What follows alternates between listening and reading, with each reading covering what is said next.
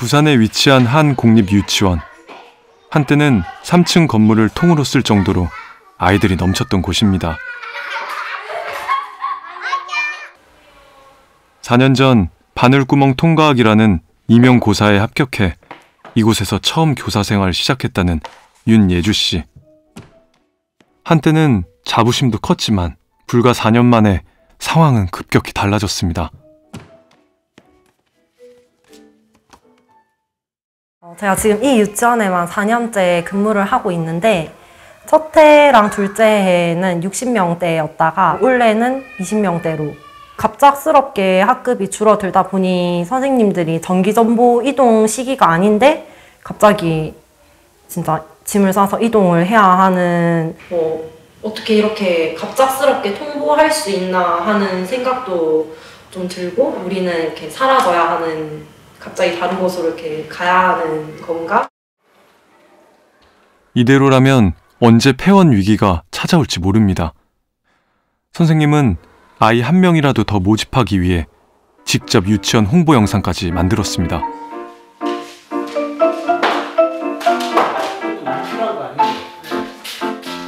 사진을 이렇게 하나하나 골라서 넣는 것도 시간이 꽤 걸리는 작업이고 그렇게 큰 효과는 없는 것 같습니다.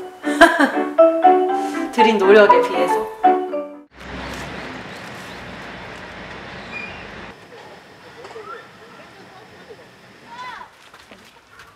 동료 선생님과 외출을 하는 윤예주 선생님.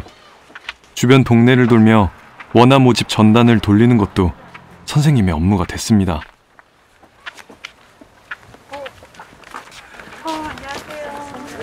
안녕하세요. 손주, 손녀가 없어요. 아, 그래요? 아이도 없고. 아, 손주, 손녀 아이가 없어요. 없나요? 네네네네. 띠로리리. 가연이. 감사합니다. 손주, 손녀 아이가 없으시다고 하시네요. 오늘 이 전단을 다 나눠줄 수 있을까요? 뭔가 이렇게 드렸는데 막 약간 이렇게 거절하시고 그러면 조금 마음이 좀 그렇죠. 조금 민망하죠. 속상하진 않아요. 이해합니다. 근데 제가 유치원에 근무를 하게 되면서 하기 전에는 이런 전단지를 나눠주고 하는 일들을 하게 될 거라고는 생각을 못했었죠. 유아모집 전단지 붙여도 되나요? 네네. 네, 감사합니다. 이런 노력이 소용이 있긴 한 걸까? 혹시 저희 유아모집 전단지 여기 옆에 살포시 붙여도 될까요? 미래를 생각하면 막막합니다. 이렇게 후배 교사가 이렇게 전단지 붙이고 이러는 거 보면 좀 어떠세요? 마음이 아프죠. 본업인 교육 활동에 집중하지 못하고 이런 유아 모집까지 나서서 영업직처럼 이렇게 해야 되는 상황이 참 가슴 아프죠. 네. 며칠 전에 저희 반 아이가 5년 뒤에 우리 유치원에서 운동회 할 거예요. 5년 뒤에도 할 거예요. 뭐 이런 이야기를 하더라고요. 근데 그 얘기를 들었는데 5년 뒤에 이 유치원이 있을 수 있을까? 이런 생각이 좀, 유치원 교사가 있을까? 많이 이 속도로 줄어든다면 이직을 준비해야 하지 않을까 하는 생각도 좀 들고, 실제로 많은 선생님들께서 이직 생각을 많이 품고 계시기도 합니다. 실제로 지난 10년간 유치원, 어린이집 3곳 중 한 곳이 문을 닫았습니다. 앞으로는 더 많은 유치원들이 사라지게 되겠죠. 동네의 유치원이 사라지게 되면 그 피해는 누구의 몫이 될까요? 어떤 아동이 실제 유치원 어린이집에 갈 수 있는 어떤 가용거리, 임계거리 값을 정해가지고 얼마나 합리적으로 유치원 어린이집이나 배치되느냐. 지도에서 빨갛게 표시된 지역이 600m 내에 도보로 유치원 접근이 어려운 지역들입니다. 전국 157개 지역 중 117곳이나 됩니다. 상당히 먼 거리예요. 600m라는 거리가. 실제 아기를 어떻게 아기랑 손잡고 유치원 어린이집 보내보신 학부모님들은 다 느끼실 거예요. 아이 걸음 속도로 봤을 땐 한 15분 이상 되는 거리고요. 그렇기 때문에 이 결코 짧은 거리라고 보시면 안 될 것 같습니다. 향후에 아마 인구가 더 감소하고 유치원 어린이집이 감소한다면은 서울이나 부산 같은 대도시 지역도 아마 600m 안에 유치원 어린이집이 없는 지역이 차츰 더 많아질 것으로 예상하고 있어요. 문제는 차량 통학거리 마지노선인 6km 내 유치원 접근이 어려운 지역 또한 크게 늘었다는 겁니다. 경기도 양평군도 그런 곳 중 하나입니다.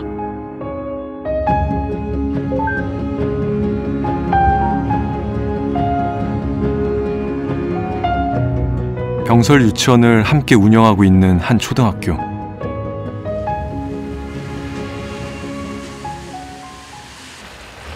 등교 시간보다 1시간이나 일찍 버스가 학교를 떠납니다. 유치원과 학교에 다니는 아이들 모두 이 버스를 탑니다.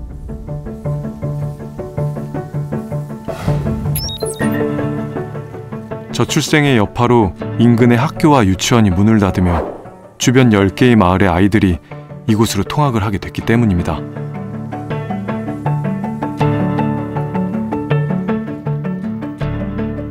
문제는 아이들의 통학거리가 더 멀어지게 된 겁니다. 오전 8시 10분경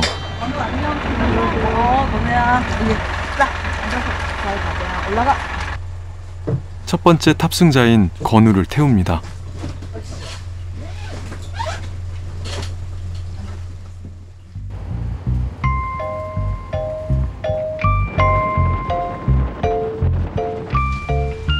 늦지 않게 버스에 탑승하려면 등교 시간보다 2시간 가까이 일찍 일어나야 합니다.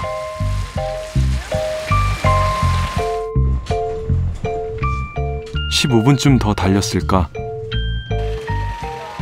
두 번째 탑승지에서 아이들을 태웁니다.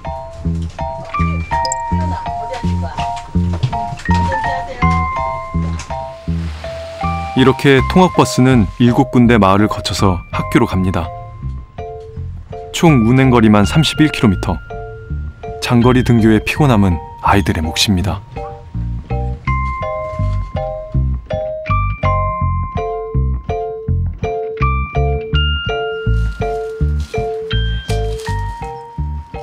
(8시 50분경) 이제 마지막 탑승지에서 아이들을 태웁니다.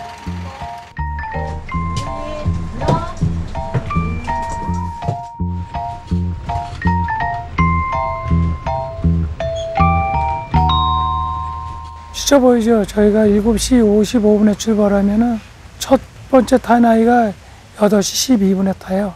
학교 들어오면은 이게 1시간 정도 타는 거죠. 애들이 지치죠, 아침부터는. 또 학교 때 또 1시간 또 가야 되잖아요. 그러니까 힘들어하죠. 유치원이나 학교를 다니기 위해서 아이들이 매일 감수해야 하는 시간. 아이들은 이 시간을 어떻게 느끼고 있을까요? 좀 갈 때가 너무 지루하고 시간이 길 때? 지루하고 피곤해요. 좀 졸리고 피곤했어요. 제 생각엔 지평에서 살아서, 지평 면내에서 살아서 차라리 여기까지 걸어왔으면 좋겠어요. 이 거리가 멀어지게 되면 문제가 뭐냐면은 단순히 뭐 1km, 2km 멀어지는 게 문제가 아니라 여러 지점을 찍고 그 버스가 운행을 하게 되잖아요. 1km 멀어지게 되면은 이게 1, 2분 그 등하원 시간이 늘어나는 게 아니라 10분, 20분 이렇게 늘어나는 연쇄작용이 있어요. 결국엔 그 시간에는 충분히 애들이 보육을 받아야 되잖아요. 부모님들뿐만 아니라 아기들에도 양질의 보육을 할 수 있는 기회가 점점 사라질 것으로 예상을 하고 있어요. 전남 고흥에서도 학령 인구가 줄면서 학교들이 폐교 위기를 맞았습니다.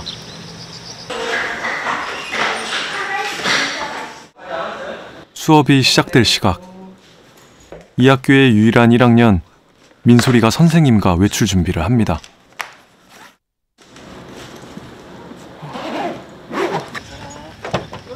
안녕하세요. 민소리 안쪽으로 타세요. 전방에 과속 방지턱입니다. 택시까지 타고 어디로 가는 걸까요? 그 시각 고흥의 다른 학교 1학년 학생들도 택시를 타고 어디론가 갑니다. 선생님 지금 어디 가시는 거예요? 저희는 어디에 가나요? 하윤이가 얘기해줘봐. 대서초등학교 6번 갔나? 그러면 두 택시의 목적지는 대서초등학교. 올해부터 새 학교가 모여서 공동 수업을 진행하고 있기 때문입니다. 민소리 가방 내고. 잘 지냈어?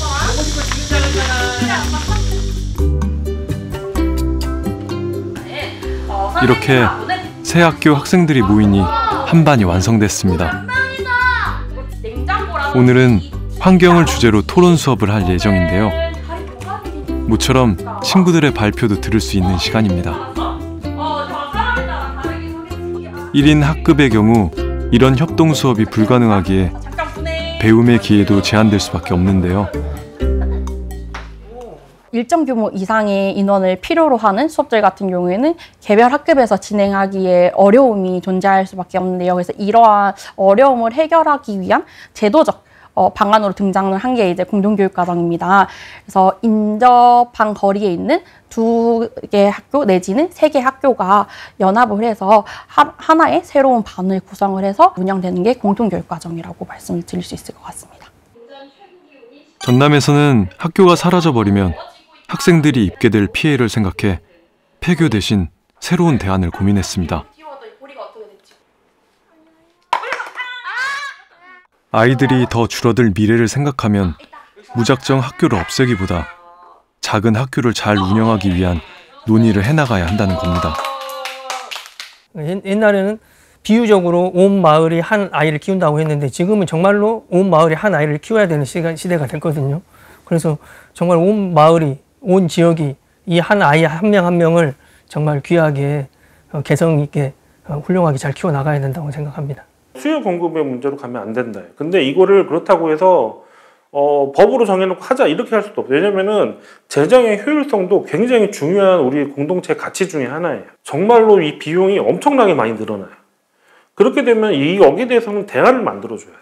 물론 예산이 들어가고 무너지지는 않게 만들지만은 그러면 어떻게 넓은 지역을 효율적으로 다룰 수 있는 다른 교육 시스템, 보육 시스템들, 공보육이 같이 커버할 수 있는 새로운 형태의 보육들 또 생각할 수 있는 거예요.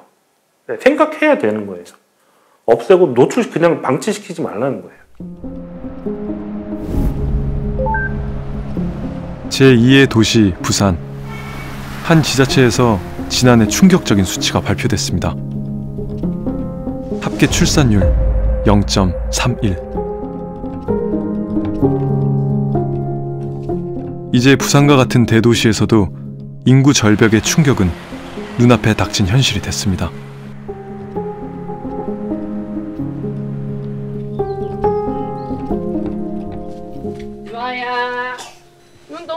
부산 중구에서 두 아이를 키우고 있는 유미정 씨. 일어나야지. 오늘 갔다 오면 내일 또 쉬잖아, 그지? 유아야, 일어나. 다 일어났어. 너만 안 일어났어. 일어나. 매일 아침마다 그야말로 등원 전쟁이 시작됩니다. 해야지.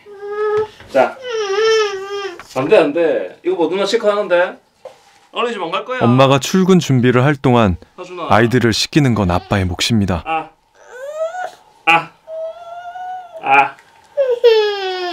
빨리 하고 가자. 이 못해? 응. 알겠어.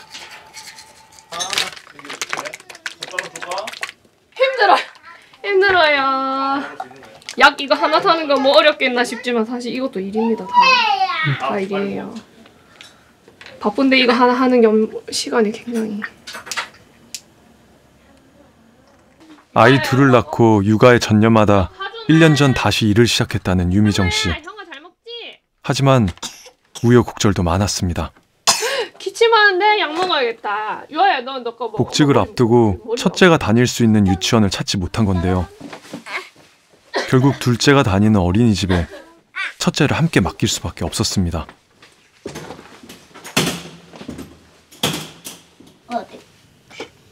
아이들을 등원시키고 틈날 때마다 유치원을 알아봅니다. 4,800원. 도보로 내년엔 둘째도 유치원에 가야 할 나이가 됐기 때문입니다. 여기 맞벌이긴 하지만 제가 프리랜서이기 때문에 수입이 일정하지가 않거든요. 그러면 이제 경제적인 상황을 고려를 안 할 수가 없는데 아무래도 국공립은 국가에서 어느 정도 지원을 해주기 때문에 부담이 좀 많이 적고 그래서 웬만하면 국공립을 보내고 싶은데 중구에 없네요. 국공립이 사립 한 군데밖에 없네요. 유치원에 갈 수가 없겠는데요. 중구 전체에 국공립 유치원이 하나밖에 남지 않았기에 다른 지역까지 알아봐야 하는데 문제는 통학거리입니다. 버스로 24분인데 여기가 저희 집인데 걸어서 여기 버스 정류장까지 가서 얘를 타고 가야 되는데 애 둘을 데리고 여기를 간다? 불가능한 이야기죠. 아침을 여기에 다 소비를 해야 되는. 여긴 안 되겠네. 부산 서구까지 포함해서 국공립 유치원은 5곳. 문제는 가까운 유치원도 버스로 15분이나 걸린다는 겁니다.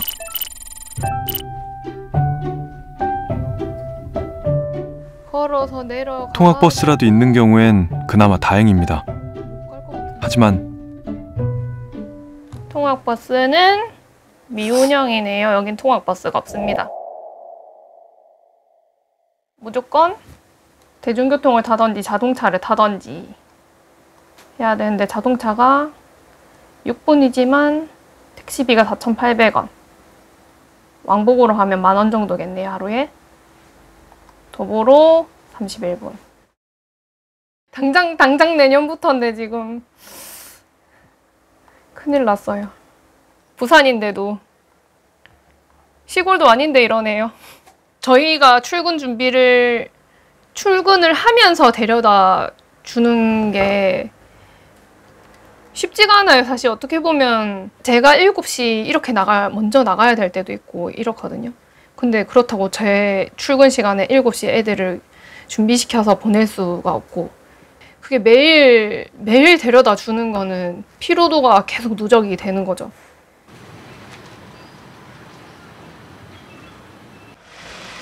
등하원이 엄마의 몫이 될수록 일을 포기할 수밖에 없습니다.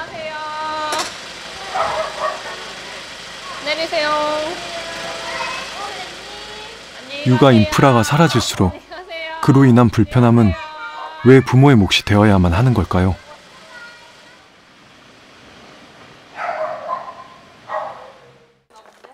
하원 후 아이들과 놀이터에 잠깐 들르는 것도 미정 씨에게 쉽지 않은 일입니다.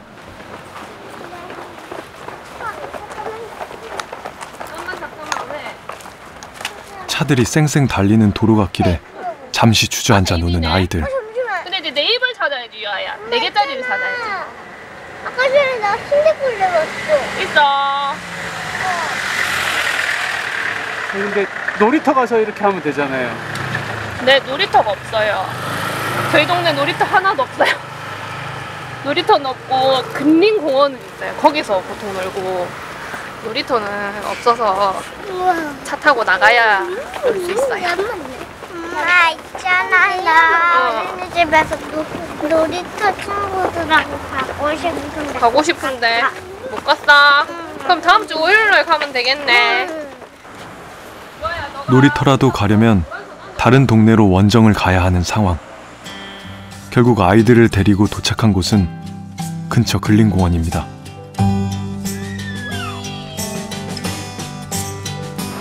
졸려. 아이들은 미끄럼틀 대신 운동기구를 놀이기구 삼아 시간을 보냅니다.